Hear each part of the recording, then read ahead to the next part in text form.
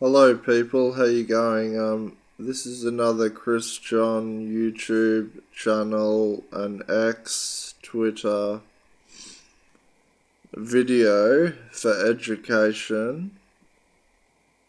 The handle is at Zen Chris John, no spaces. Yeah, nah. So cool.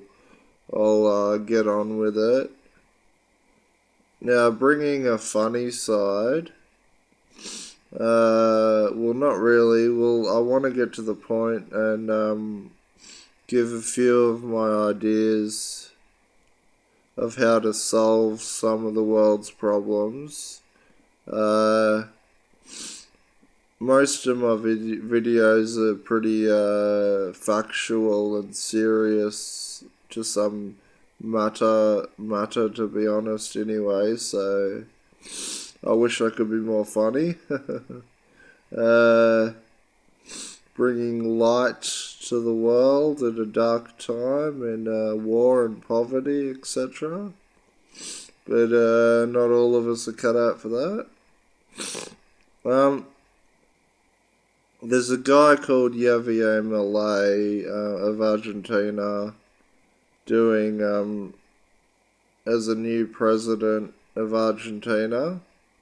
El Loco, as they used to call the guy, great bloke. He's bringing in a sort of reformed form of new sort of or standard sort of capitalism, as opposed to the failed system in Argentina of communism, which has led the country to poverty, mass poverty, and everything. Now, we see this in some parts of the world over the last 100 years or so, with communism failing, leading to destruction and poverty and etc. etc. I won't get into the history of that and the science of political science, but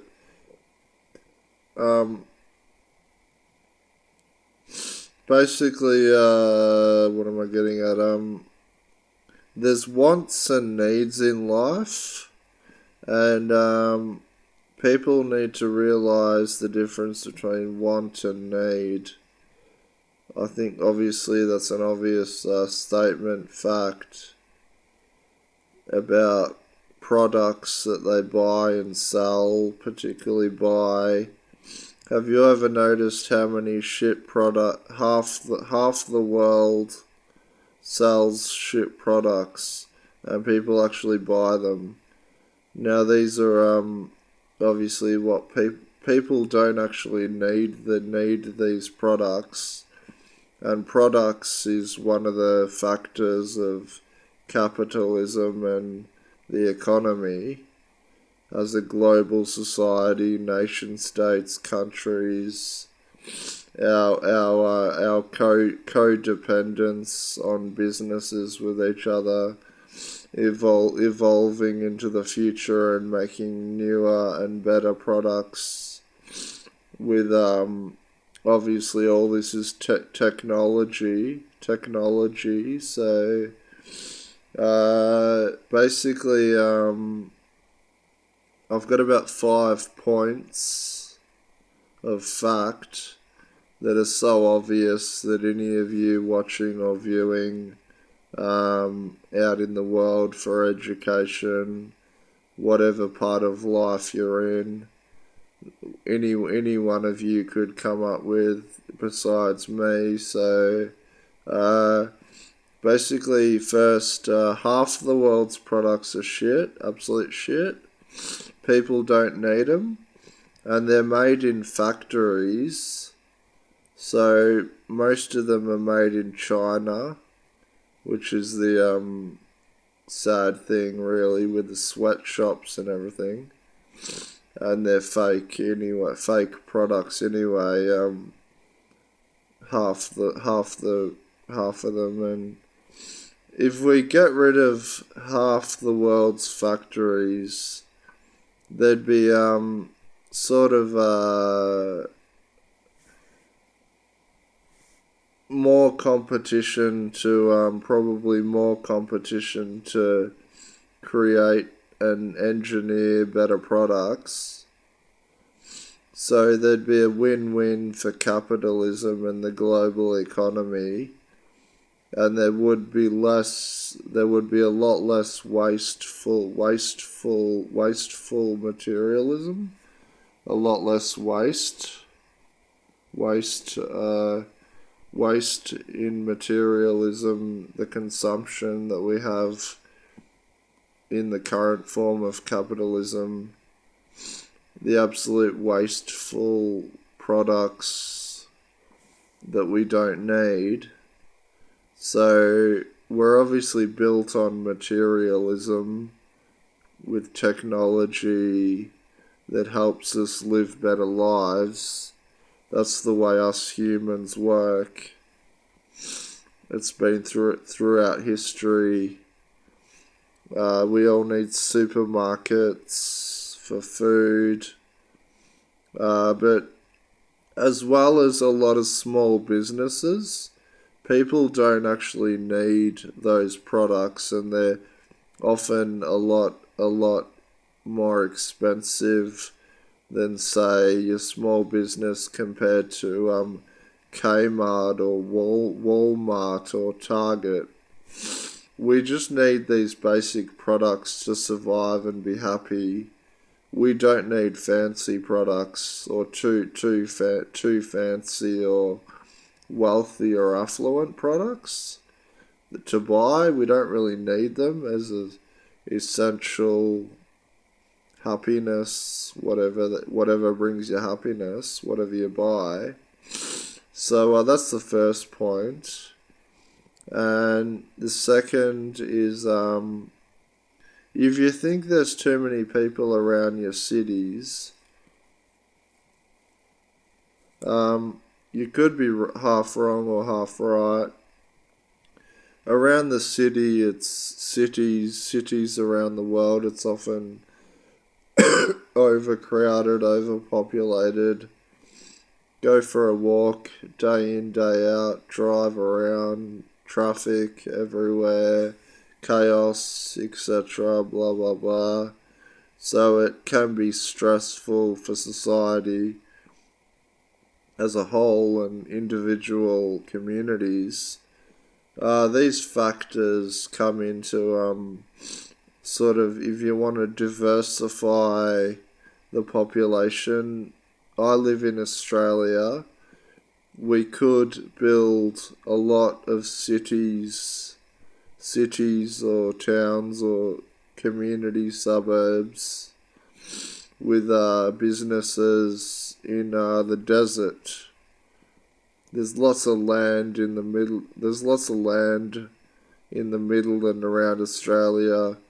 Instead of not so much focusing on the coastal southern areas, which is having a small amount of space with a large population. This is obviously not very logical.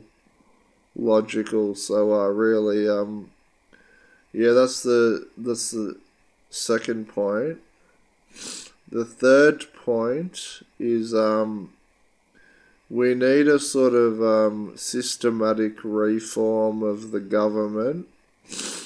Bring a lot of scientists into government positions. Obviously, politicians lie a lot. They tell lies, blah blah blah. They propaganda. They exaggerate. They fearmonger. They're not very good people, most of them. So we've got to reform the government a bit with ideas of logic and reasoning for a better economy as such. Now, scientific analysis needs to be propagated into the future.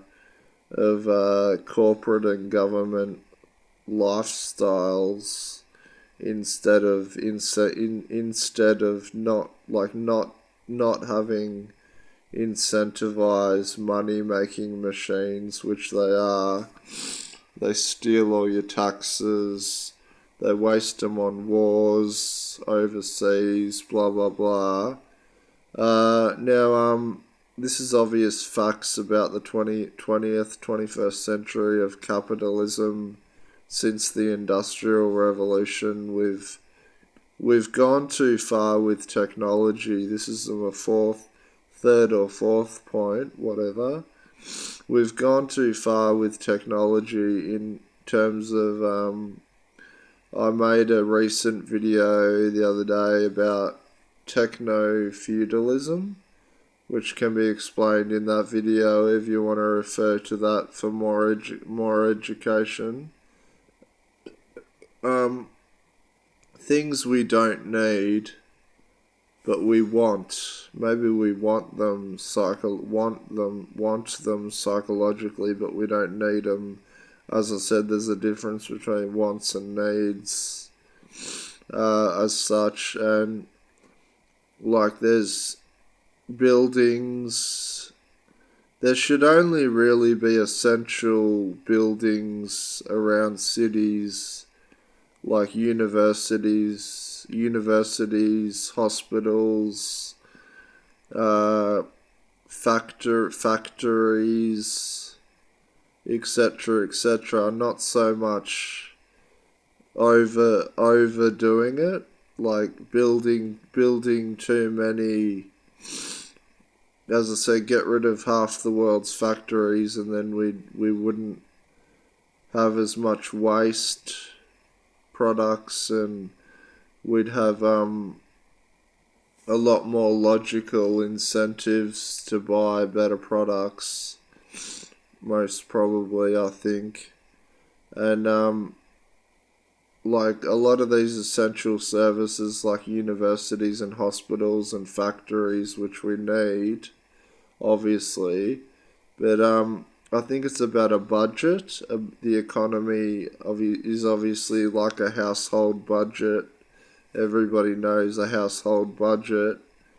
And there's chopping blocks and things you got to get rid of, such as the hard rubbish, the waste, the bins. What I'm getting at really is a logic form of reorganizing the economy, and there should never be much corporate buildings. I think they're a waste of space, like advertising firms and media firms wasting space in tall buildings, like ridiculous technology and all that. Which is kind of ridiculous. That, yeah. Anyway, that's in another video of mine. So thank you. And then the final point, one of the final points of this video in reforming or changing capitalism into a better form of system for humanity. We have enough food to feed. We have enough food to feed the whole world, don't we? Everybody should know that.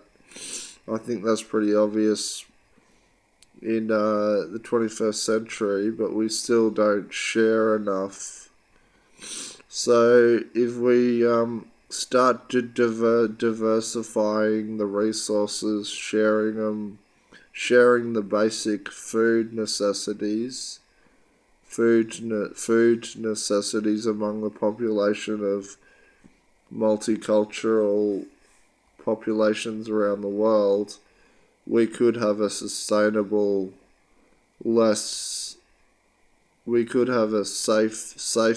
I reckon it'd be a safer society, because often when people go hungry, they get angry, don't they? And and it's like less safe. So obviously, if we feed the population with enough food that we already have, this would go a long way in making a better society. And obviously, I'm a big Star Trek fan, so I know that. So Star Trek can be a lot of philosophical science in explaining what we could possibly achieve in the future. We need to diversify into space, Mars and beyond, the planet Mars and beyond that, to start sustaining the population of planet Earth, gathering resources, which capitalism does anyway, whether good or bad, gathering resources from other planets, as we do on planet Earth. So this could work out to our advantage, I think.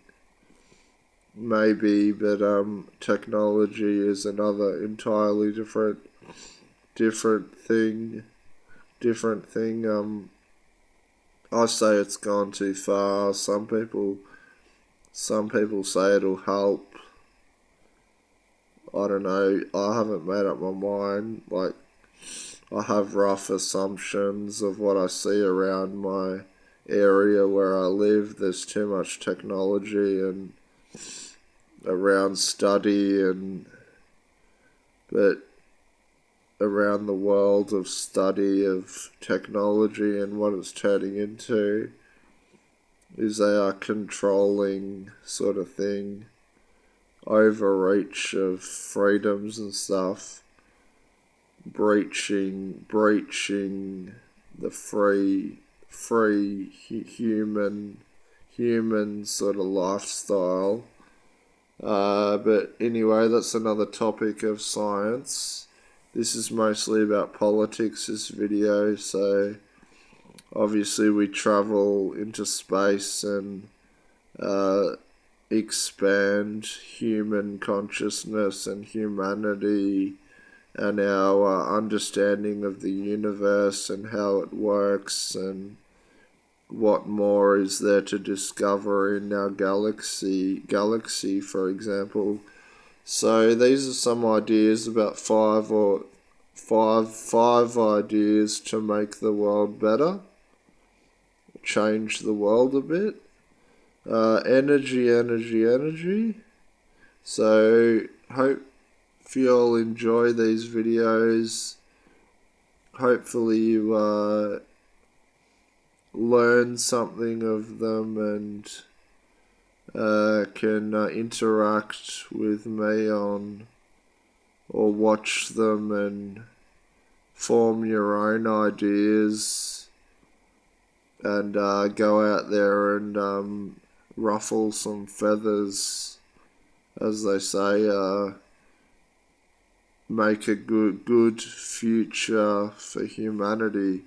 So peace be with you. Appreciate your support. See ya.